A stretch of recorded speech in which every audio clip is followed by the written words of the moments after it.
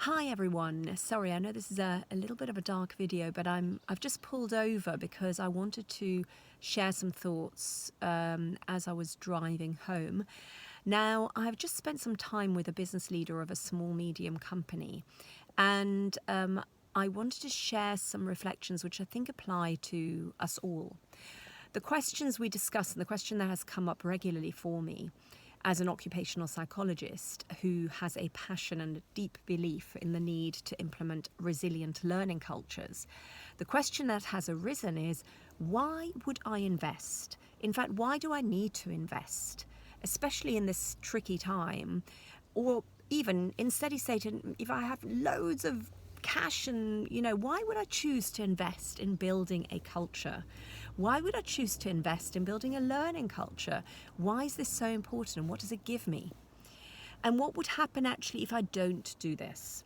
Okay, so here is the answer. So you have to ask yourself, as a business leader, as a team leader, as anybody working in business, how important is high performance to you? I think we would all agree that high performance, productivity, efficiency is absolutely key to a sustainable business.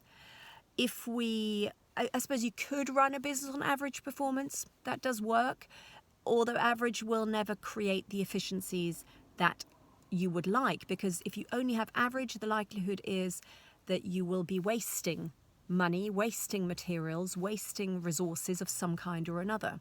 So what we all aim for is high performance. We want high performing people, we want high performing products, we want high performing sales, we want high performing everything. So we all want high performance. However, in order to have high performance, we need to really deeply acknowledge that we need to understand the ingredients that make that high performance happen, because it will not and never does happen by chance. It happens only by design. So what we can give you is a learning culture framework which has the ingredients to build your learning culture. But hugely importantly, we don't just give you that framework. We look at you and your unique business. We look at the people and the traits within your business. And we look at the third ingredient, your unique history.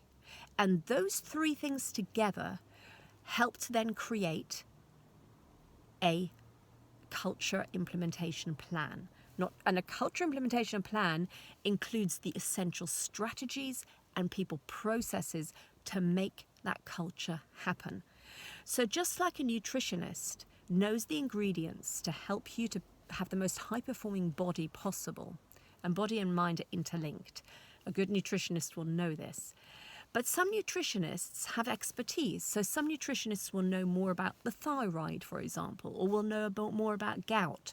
So if you come to a nutritionist and you have a thyroid issue, then if that nutritionist doesn't have expertise on thyroid, then they may give you wrong advice. They will take the ingredients, the generic standards of what good diet means, and may apply them wrongly to you because they do not understand the full implications. They haven't studied it enough.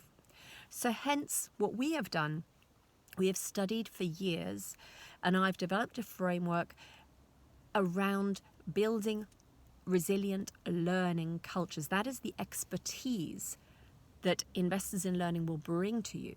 Now, my argument is you absolutely need this expertise, because if you do not have a learning culture, not just any culture, but a learning culture, then you are not creating high performance. Because if people are not coming to work as learners, if people are not through and through self-aware of what it means to be a learner, then you will not have the high efficiencies and the high performance to drive the continuous improvement necessary. You cannot have continuous improvement without the best learning possible. So if you focus on developing resilient learners at the individual, the team, and the whole organizational level, and you know the ingredients with which to do that, given your unique history, your unique current state in terms of culture in your business, and your unique people, because every business clearly has different people. They're all made differently, so they all will bring a different set of variables to bear. And then, looking at those 3 variables, we give you an implementation plan. So the implementation plan will be your detailed recipe, your detailed ingredients of what you need, not just the ingredients, but also the recipe.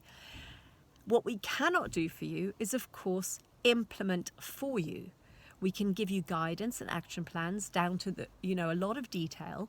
However, the implementation has to come from your commitment and from your self-leadership, from your self-accountability. And if you are any leader, if you've ever led anyone else, you will have expected that from them. If you are a parent, you will expect that from your children. And as they turn into adults, you will expect more and more self-responsibility and self-leadership from them. We all know that ultimately no change happens unless we lead it ourselves. So if you are trying to give up smoking, and if you hide behind the bike shed to have a secret one, nobody can stop you. Only you can stop yourself. And if you're not committed to stop smoking, you won't stop yourself. So you need to be committed to high performance. How committed are you?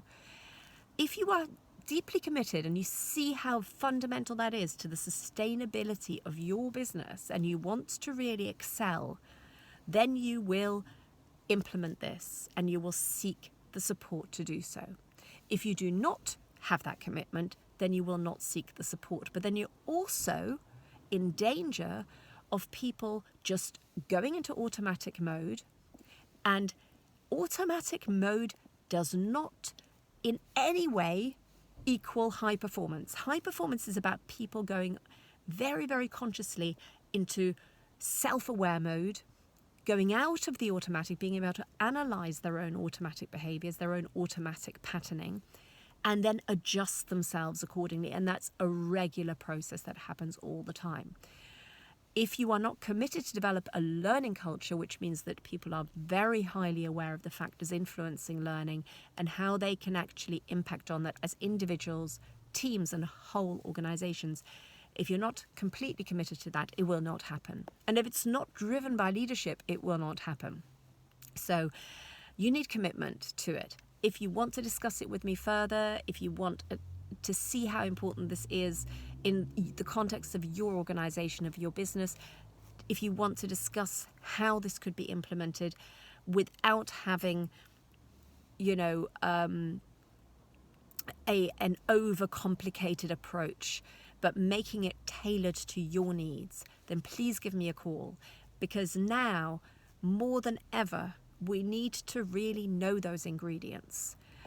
And I really wish for you your fullest success. But if you do not know the ingredients, if you are a technical leader in your subject, which has made you build a business, with respect, you will not know the ingredients to drive high performance for individuals, teams, and organizations in order to create the efficiencies for your business. You will not know those, just like I don't know your expertise, whatever it might be, whether it's battery technology, whether it's creating injection molding plants, whether it's designing engines, whatever it might be that you do. It's your expertise, but it's the combination of your expertise together with our expertise that will help us to bring out the best and to ensure that you don't only recruit the right people, but you also retain your people. So I hope this has helped to give you the motivation to explore this further, to underline the rationale and the importance of why we need these implemented plans, especially now in this difficult, uncertain time. And I hope this has answered a few questions for the many people who often pose that question to me. So I wish you all the very best. Have a lovely evening. Sorry about this rather dark video. The sun has already set, but I wanted to convey this to you. So thank you for listening and all the very best.